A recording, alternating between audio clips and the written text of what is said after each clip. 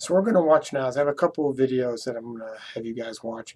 And what there are a couple of scenarios which occur in an athletic training situation. It's going to be sort of the interaction between a preceptor and a student and the patient. I've kind of over-exaggerated it a little bit, but some of these are based on feedback you get from students and preceptors, etc. And they're just common mistakes that a lot of clinical supervisors makes. I've made them before, etc. So I'm going to try to show you the video, and as you watch it, try to pick up some of the things that the preceptor could be doing better in his interaction with the patient, interaction with the student in particular. And then I'm going to show you a video after that, which kind of shows different ways to fix it. So as you watch these, just look for some of the teaching and learning styles that you can utilize to make sure it's a better learning experience for everybody. All right, Mike, I just want you to go and do a Lachman's test on Sam here, please. Okay. There we go. No, okay, just, no, okay, you're going to do it.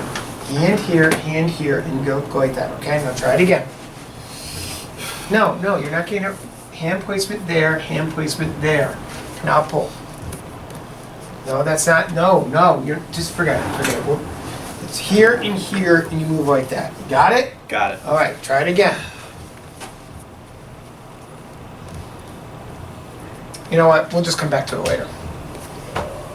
Okay, so you've watched the video. Let's kind of talk about a couple of things. So these are some things that I picked up from the video. I'm hoping you picked up the same sort of things. First thing is, they did it in front of the patient. If you can, if at all possible, as long as you're not putting the patient in any danger, try to have your discussion with your student away from the patient.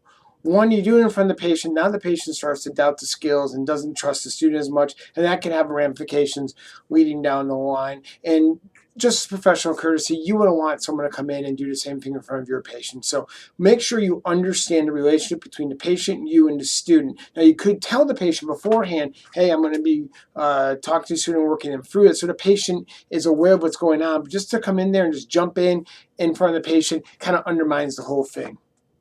Number two, the overall tone. The tone of the preceptor in that one was very condescending. It wasn't very supportive, and it just gave an impression of, you don't know what you're doing, listen to me kind of deal. And that's not the tone you want. Now, this isn't everyone gets a trophy day kind of thing, but at least you should provide a supportive tone to let the student know that you are trying to get them to be better, and you're teaching them through the scenario.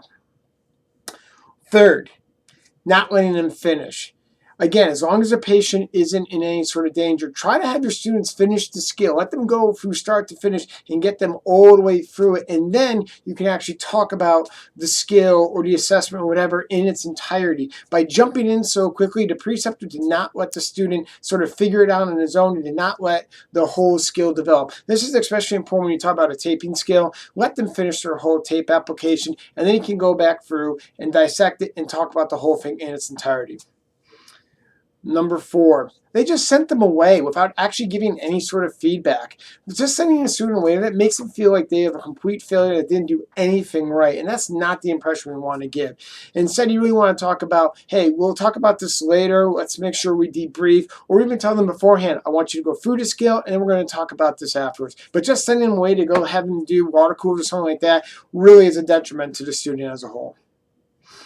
And finally, they didn't pick up on the frustration of the student. The student wants to learn. They want to get better. They're not doing this to frustrate you or to make your life more difficult. You got to learn how to pick up and the visual cues and emotional cues of your student. Now, some students get more frustrated than others, but when the student can visibly be frustrated, walk them through it and tell them, look, I know it can be frustrating at first, but we can get through this together. Let me teach you some of the tricks, etc. Especially on things like the Lachman's test, where it really is all about feel. If they get frustrated with it, encourage them, let them practice, and help them to get better. Now, those are just some of the things that I picked up in the video. There might be some more subtle things you guys picked up. And again, I sort of exaggerated to make it seem really obvious, but try to take a minute and think back and look at, maybe you have done some of these things in the past. And this doesn't mean that you're a bad preceptor or anything like that. This is more of just be aware these things are out there and see if you can work on them moving forward. Now, the next video coming up right now is sort of the same situation, but I try to use some of the techniques to make it a little bit more educational opportunity. It is by no means a perfect scenario. It's not the perfect teachable moment,